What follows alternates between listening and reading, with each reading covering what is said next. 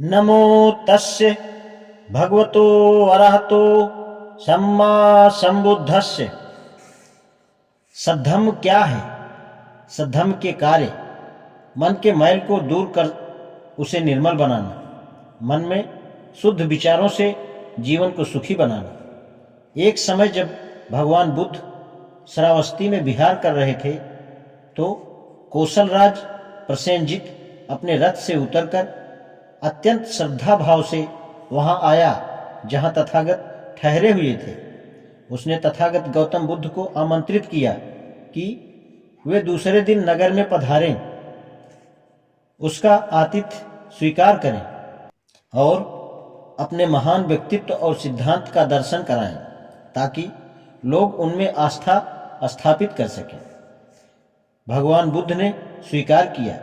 दूसरे दिन भिक्षु संघ सहित उन्होंने नगर में प्रवेश किया और नगर के चौराहों से गुजरते हुए वे निश्चित स्थान पर पहुंचे और वहां विराजमान हो गए। भोजन करने के पश्चात राजा की प्रार्थना पर भगवान बुद्ध ने 4 राजमार्गों के बीच उस खुली सभा में धम्मोपदेश आरंभ किया। उस समय उनका प्रवचन सुनने वाले बहुत से लोग थे।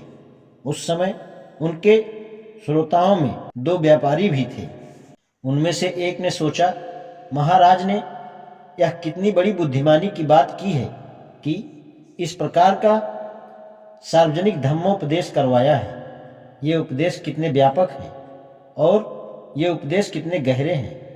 दूसरे ने सोचा, महाराज ने यह क्या मूर्खता की है कि इस प्रकार इस आदमी से उपदेश दिलवाने के लिए इसे यहाँ लाए हैं।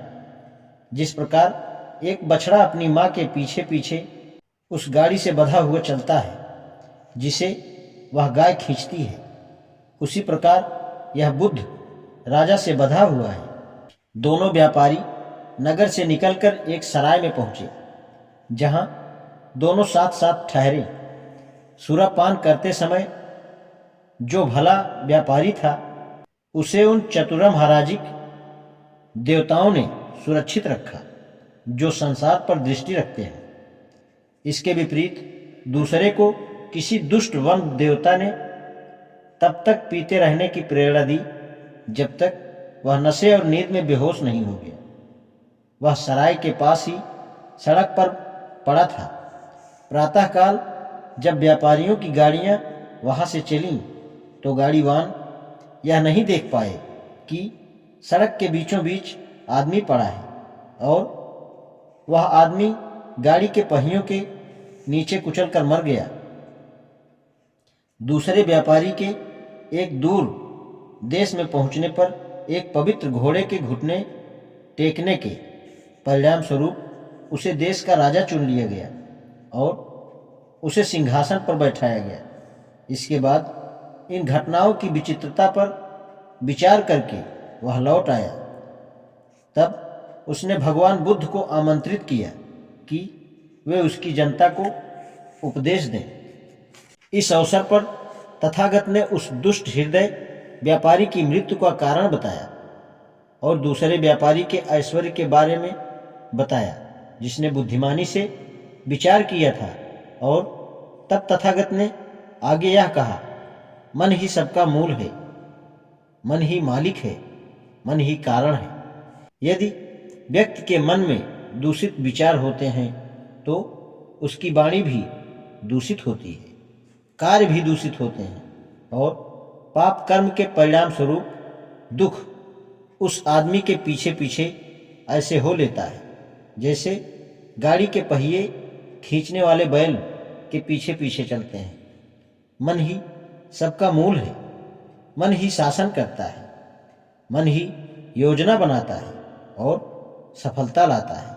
यदि व्यक्ति के मन में शुद्ध विचार होते हैं तो उसकी वाणी शुद्ध होती है, उसके कर्म शुद्ध होते हैं और ऐसे कर्म के परिणाम स्वरूप सुख आदमी के पीछे पीछे ऐसे हो लेता है जैसे वस्तु या व्यक्ति का कभी साथ न छोड़ने वाली छाया।